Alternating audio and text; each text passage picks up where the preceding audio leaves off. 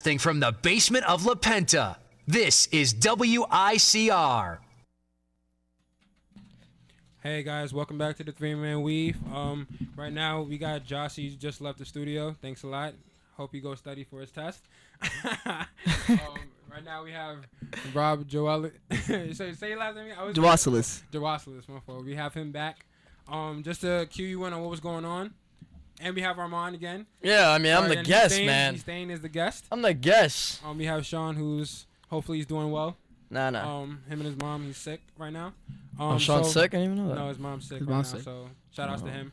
All right, so just to cue on what was going on, we talked about the Cavaliers and Rockets. Hopefully that was we talked about how that could be maybe a possibly feud, but Armand said that it was more like a feud between the players instead of like the both teams.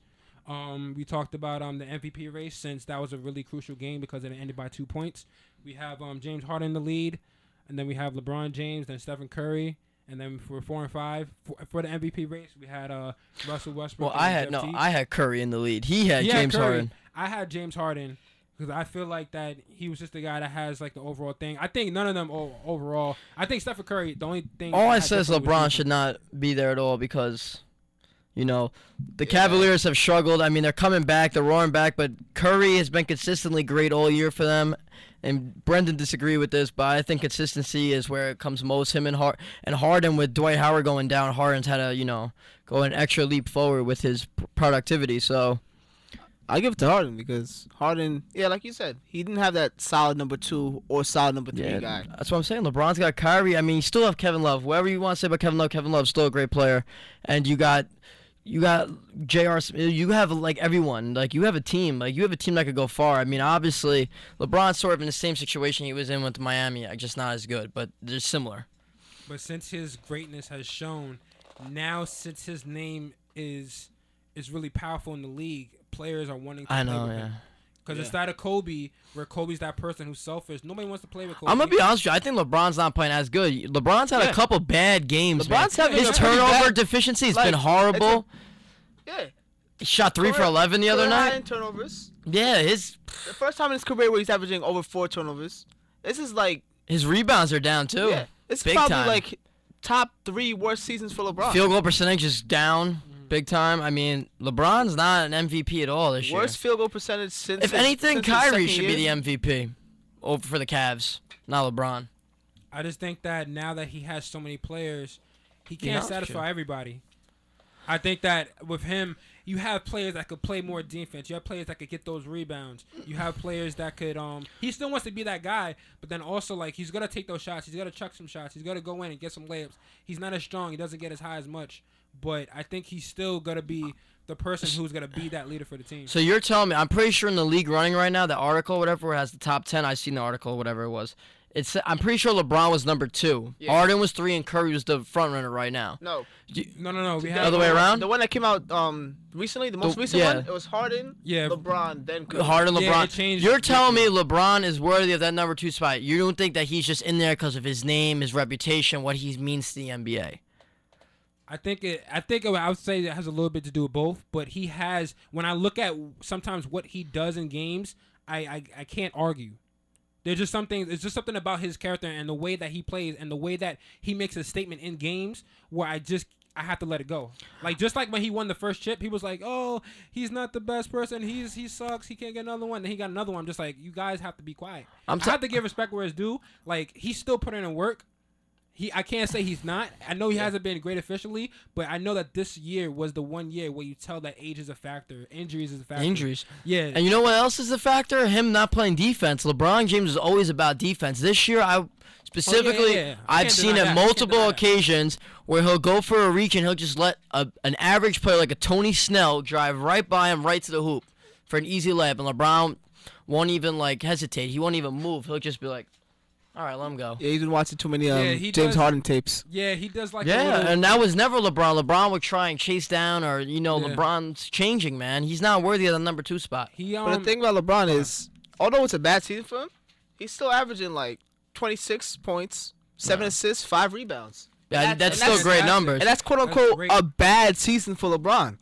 That shows you how great he's been consistently. And with the names that he has, everybody that's He has too many. Do you have household turnovers names. per game on there too? Yeah, I would love to see that. 4.2. 4.2, and he's had a couple 9 turnover games. Yeah. I think he's had like at least 3. It's his worst turnover season in his career. And you know what's that thing that they rate the players on after the game? It's like an efficiency rating. Plus it's like minus? plus minus. Yeah. He's had a couple minus like 25 ones. Like they're bad. Yeah. Recently was the one against the Bulls. They lost by what? They lose by 20. Right after the All-Star breaker before it, he had 9 turnovers in that game and he shot pretty badly. He had the worst efficiency rating of his career in that game specifically. Well, I would just like to think for the long run, I think that his team's gonna work out. I mean, right now they're looking good for the playoffs, and somewhat they are favorites. Yeah. You know, the Bulls, I'm kind of shaky right now, but the Bulls, we'll talk about them in the next segment. But the Bulls seem kind of shaky right now because we have both their 2 best players hurt.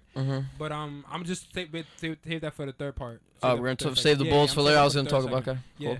But going to the MVP and thinking about the fans, you understand how we pick as fans of the NBA and fans of the game. We're usually the ones who pick, like for example, for the All-Star game, we pick the reserves. Correct? Yeah. We pick the reserves. No. Coaches pick the reserves. Oh, yeah, We're in charge of the Excuse me, voters, we pick starters. the first 5, right? So when you think about fans, you think about how important we are to the league. And for the fans, we think about how the players really think about the fans. When I think about the NBA now, you think about the NBA, they care about their players. So it's like a trait where the players, the head of the NBA and the coaches, they think they worried about, they want to they look at the players. My fault.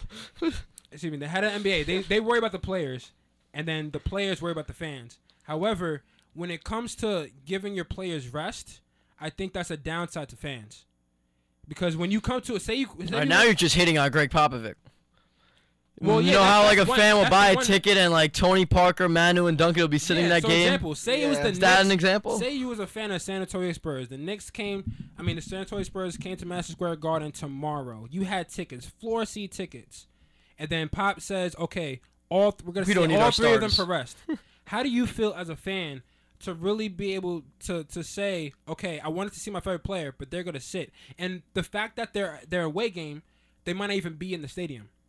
How does that make you feel as a fan? Do you feel like that's really would you be happy that if your favorite player was Tim Duncan, he came to Madison Square Garden, you would feel happy that he's getting rest for the playoffs, or would you be sad that you were not able to see him the one time you went to Madison Square Garden? I would be very upset and very angry, but I would also be able to recognize that, say like their next game might be against someone like the Cavaliers or something where they're gonna need those guys. Or it might not be. It might be against someone like the Sixers. But whatever the case might be, there's a reason behind it. I mean, this is a game where you have a capable bench who could get the job done. And, I mean, for the fans, obviously, yes, we're all going to be upset. You know what I mean? Because maybe my favorite player is Tim Vince Duncan. Carter came to Madison Square Garden.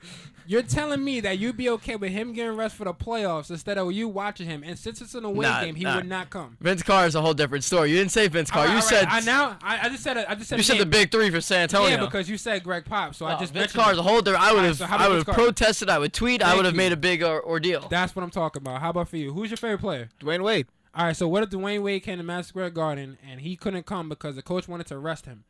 That happens a lot. I'd be upset. Really upset because I never seen D Wade play live. Oh, I've seen Vince play many times. I haven't seen D Rose play, and You're never going to see him play because he's always on the IR. And I'm sad about that, but it's just like it's really upsetting. I went to Philly. All 3 of our and I went favorite to- players get injured. I went to Brooklyn and I went to Philly to try to look at Derrick Rose, and I still was not able to 2 times. He wasn't even a stay. If I just saw him, I would have been hyped. But I didn't even get to do that. Was that when Augustine was I remember that was last year when Augustine was leading the Bulls, right? They should have never gave up on DJ Augustine. We'll talk about that later. Yeah. But yeah, I'm just saying that I think that it's a one downside of being a fan today because you haven't seen people really wait. You haven't seen really players get rest like they are now. Like it's really just a big academic with everybody just getting hurt and everybody really the coach is really saying, "Okay, we're going to rest you." Like Kobe right now. This is Kobe's it seemed like, since I know he got hurt and everything, but say Kobe is able to finish out the season. This would have been probably his last year. It just doesn't seem like he's going to go anywhere else. He just get his money. and just retire as a Laker. If people try to come to see a Laker game, because the thing is, nobody comes to a game. Like, it's very unlikely for somebody, especially like a college student, especially time like this, whatever, to go to a lot of NBA games unless you have money like that. I personally don't. So it's rare for me. Somebody got to tell me, oh. Now, if we do, we're sitting all the way in the top. We can't see nothing. When I went to the Nets, I couldn't even hit the basketball. I couldn't even bounce the basketball bounce on the ground. So I'm just like, okay, these kind of seats. But I was able to see my favorite player. Like, I had my glasses on, so I was good. But, get your binoculars. Yeah, get your telescope. But I'm just saying, like, it's really upsetting for there to be so much of rest. You know, you think of times where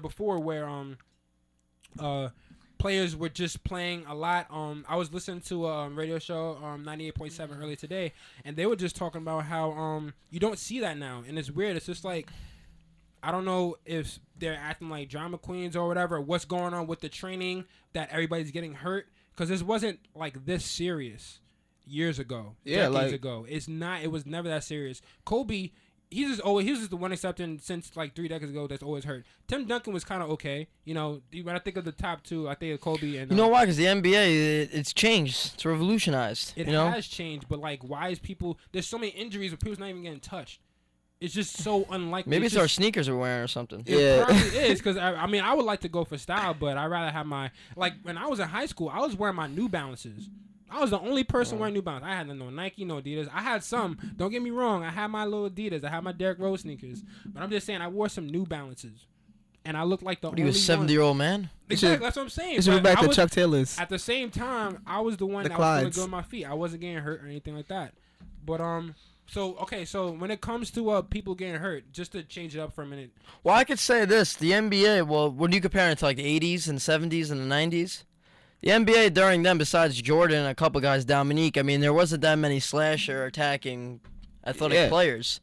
It was just a shooting league. It was the league of the Larry Birds and stuff like that. Chris Mullin, like people that shoot. You know what I mean? But the people that, I mean, like Derrick Rose and everything, Derrick Rose requires, I mean, Derrick Rose is not a shooter. I mean, he tries to shoot, he can't shoot. But you know, he relies on attacking the hoop. Russell Westbrook, I mean, all these guys are athletic. I mean, even reason why, like, even Kobe's like, all these guys are athletic. Yeah, now you're seeing more and more athletic players. Like, you wouldn't see a player like Dwight Howard, who was 6'10" with a 44-inch vertical in the 80s or 90s. You wouldn't see a guy with, like, DeAndre or JaVale McGee who could jump like these tall guys. You don't see any point guards that could jump like Westbrook and Derrick Rose before the injuries. You don't see any guys like that back then. So even Magic wouldn't even jump like that. He was 6'8". Well, for me, I'm going to just say, when you think about people who've been in the, I know you mentioned guys who've been in the league for a while. I'm going to just mention 2 names. You have Julius Randle? I mean, excuse me, Randle. The first game, his first NBA game, he got injured. You have Randle and Jabari Parker. 2 rookies who just got hurt, and it's very unfortunate for them for the rest of their first rookie season. What do you say about that, with just how the NBA has just changed immensely? They haven't even played a lot of NBA games yet. Julius Randle played 1. It's the Greg Oden syndrome. He played 1. And I can't even. Yeah. And he's a big man. Personally, is getting hurt. You know, it's just something that you really. I don't know what kind of training everybody's getting for people to get hurt, but I understand. Most of these are like, they're not even contact injuries too. It's fun, like Brandon Jennings. Remember Brandon Jennings' injury? He just caught the inbound pass and like he. Yeah, it's a problem. Even Vince got injured too. Like he's been out for 2 months. I was hyped to see Julius Randle play. I was watching that Lakers game. I see him get 6 points, and then he's headed to the locker room. They had 6. Didn't he have 6 at like halftime? He was playing pretty good. He was playing pretty well. He had 6 points. He was on pace for maybe a 15 and 7 game. He had nice rookie start. 15-7 game for your first game. Broke. I just don't. What? It just doesn't make any sense to me how things are working. And so as a fan, it's karma. From what? What did Julius Randle do? It's karma for being It's karma for being on a lottery pick. I don't know. Did he cut off a voodoo priest in traffic or something? Yeah. I would just think that it's unfortunate for fans to have to have their players sit. I understand that everybody wants for the long term, but when you're 18, 19 years old, 20 years old, 21 years old, coming to the league as a rookie, and you know, sometimes like Kawhi Leonard, he's gotten some games where he's actually had rest too. Yeah. He's had some games that he's young. It's just he's young. He has no reason. I mean, Manu and they're all old. It's just go play. Go have fun. being an NBA. This Pop is your has a team. weird philosophy though. He don't somehow he'll win if Corey Joseph run the team. Like Corey Joseph is nice though. I know, but Yeah. what's Corey Joseph? Greg Popovich knows what he's doing though. Yeah, like he'll have Diago Splitter like drop 20 and 10. Like like he finds a way, man. Greg Popovich knows what he's doing. I don't know if he puts like a cheat code in or something. I don't know. I don't know. Yeah, he puts the starters up. Puts the game starters up. Yeah, everything's always a 2K reference. Because it just makes sense. Because you understand. Even people that might not even watch basketball might understand. When we come back, we're going to go and talk about the Bulls and the sad situation that's going on in Chicago right now. When we come back. Yeah.